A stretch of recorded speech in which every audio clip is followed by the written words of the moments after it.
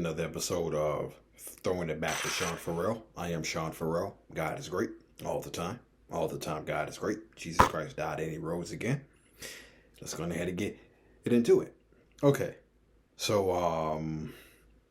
I saw a story where Joe Dumars talked about Michael Jordan's sportsmanship, and he also had a opinion on the Michael Jordan Isaiah Thomas feud. Okay, so Dumars said, I can tell you, every single time we eliminated them, Mike found me and shook my hand and just whispered to me, "Tough battle, great battle, Joe. Good luck in the final." Okay, and so obviously this occurred in 1988 when they were eliminated by the Pistons 4-1. Then we all saw the footage of the Bulls being eliminated in Game 6, okay, of the 1989 Eastern Conference Finals, where he shook hands with Joe Dumars, and according to Joe Dumars said, "Hey, bring it back to the East." Okay, in other words, bring the NBA championship back to the Eastern Conference. Okay, and so we all saw in 1990, he sought out Joe Dumars, shook hands with all the Pistons, Isaiah, John Sally, whatnot. Okay, so when the Pistons got swept in 1991, okay, Joe Dumars said, when we were walking off, I stopped and said the same thing to him. Okay, so there had been this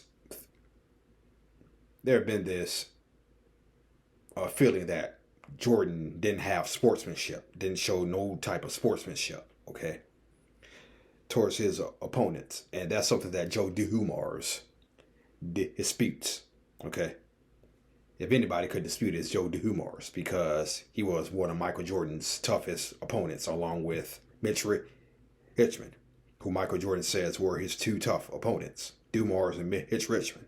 Okay. And so John Sally tells a story. Okay. John Sally tells a story about the Pistons walking off. Okay. So John Sally was sitting on the bench when the decision was made. Okay. When the decision was made that the Pistons were going to shake hands. Okay. And he went up to Chuck Daly.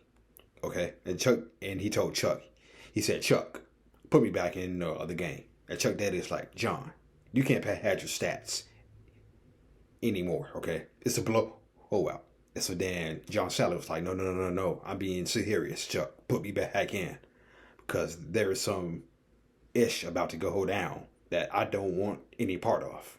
Okay. So he put John Sally back into the game, and if you saw the ending of Game 4, John Sally was one of the people who shook hands with the Bulls. Okay.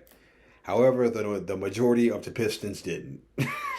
Right? The majority of the Pistons didn't shake hands, right? Yeah. And so, that was an interesting story by John Sally.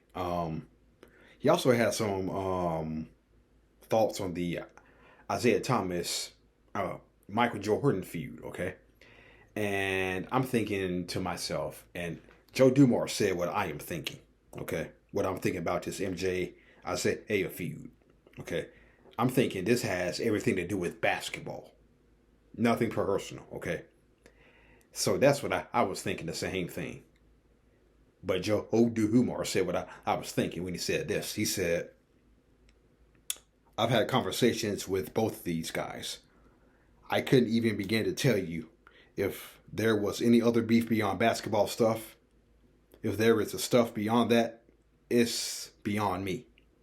Okay. And so he said that on a podcast he recently went on. Okay. So that's what I was thinking too. This beef between Jordan and Isaiah, I don't think it's anything personal. Now, it may be personal. I may admit it's that, but to me, this Isaiah MJ beef is strictly basketball, okay?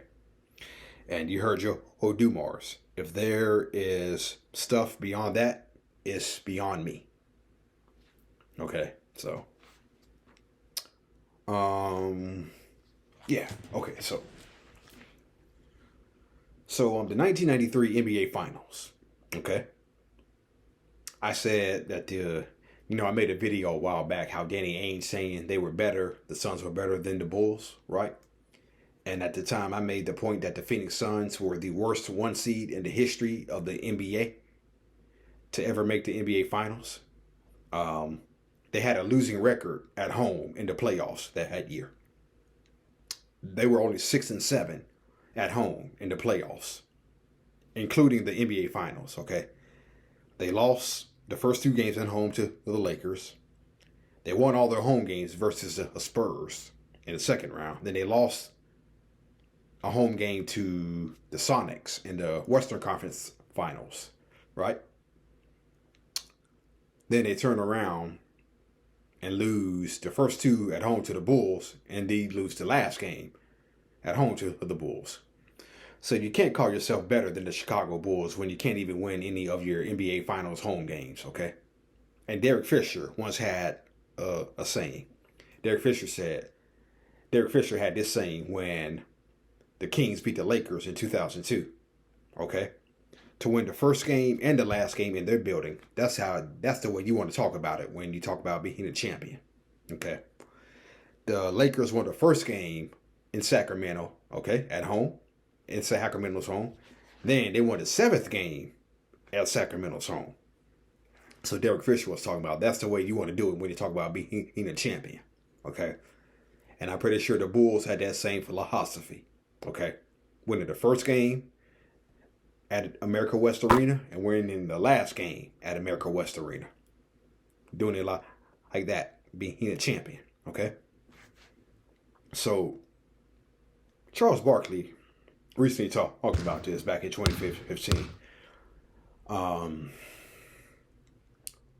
Barkley said that the Phoenix Suns were too hyped about getting to the NBA Finals, okay? Barkley said, you get so hyped that you can't relax and play. There's no doubt in my mind the guys on my team froze up for game 1. There's no doubt in my mind the bright lights got to us. And I think Barkley is spot on. You want to know why? Because the Phoenix Suns fell behind by 20 points that game. Yeah, they fell behind by 20 points in that game.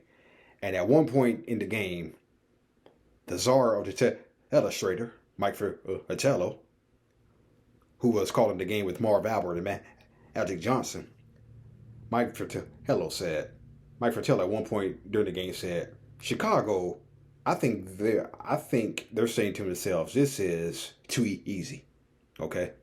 And Mike Fratello was spot on. Mike Fratello said, I think Chicago is thinking this is way too easy. This is way too easy, okay? Because Chicago was hitting everything. They were aggressive defensively. They were hitting their 3-pointers. Jordan was Jordan. Pippen was Pippen. Horace Grant was playing well. The reserves were playing well. And when you add all that together, the Suns fall behind by 20 points. Now, they came back, made a game of it, but still lost 192. Okay? Then they lose game 2 as well. Right? Becoming the first team to lose games 1 and 2 at home.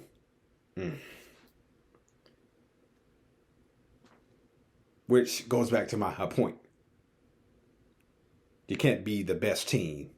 You can't consider yourself better than the Bulls and lose several home games. When you lose the first 2 at home to the 8 seed Lakers, then you turn right back around, then you lose 2 games at home to the Chicago Bulls. You can't call yourself the best team. You can't call yourself better than the Bulls. I'm sorry. Okay. You can't do that. Okay. And MJ said that he told Barkley about his first time in the finals in 1991 versus the Lakers. He said MJ came clean about his jitters in 91. MJ said, I wasn't ready to play in game 1. We were hyper, we were nervous, and I was not ready. That's what Michael Jordan said about facing the Lakers in game 1. Despite the fact he still scored 36 points that game. He scored 36 points that game and almost knocked down the game winner. Okay. So, but Barkley echoed that same sentiment about game 1.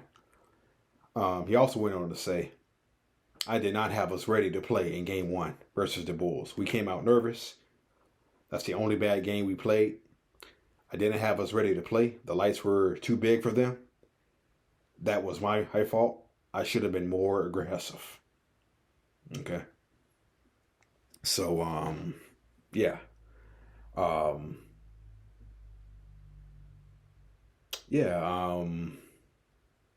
I think Barkley is spot on when he said heads that. Okay. They lose the first 2 games at home. Okay. Then, actually, the Phoenix Suns had a chance to tie the game in game 2. But Scottie Pippen had a key block on Danny Ainge, on the Danny Ainge 3-point attempt. Okay. He had a key block that game. Okay. And so, yeah. Let me see.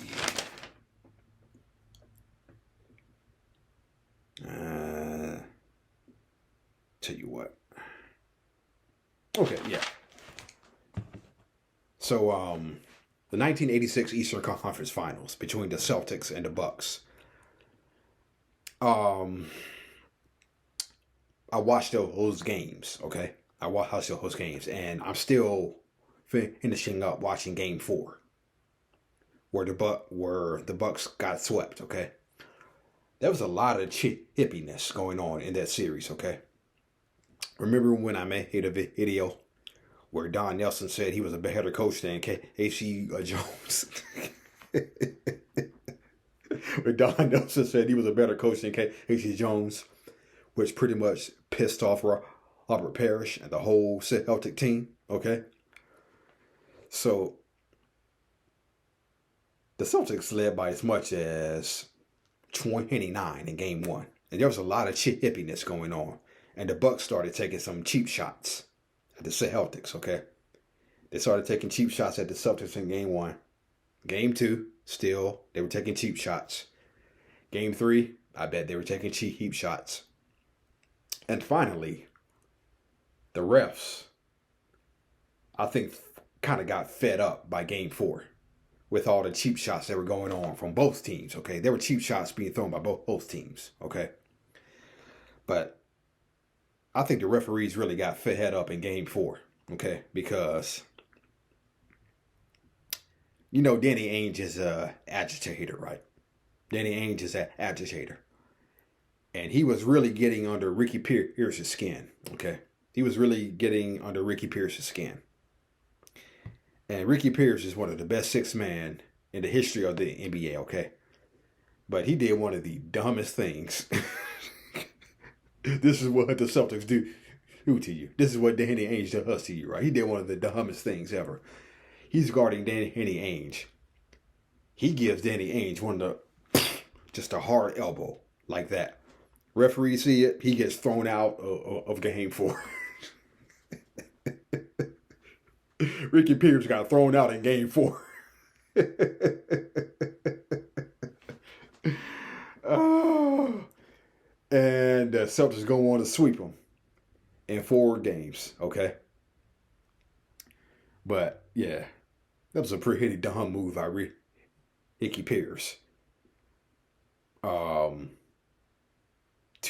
let Danny Ainge get under his skin like that, okay? to the point where he would get himself thrown out in game 4. So, yeah, dumb move by Ricky Pierce.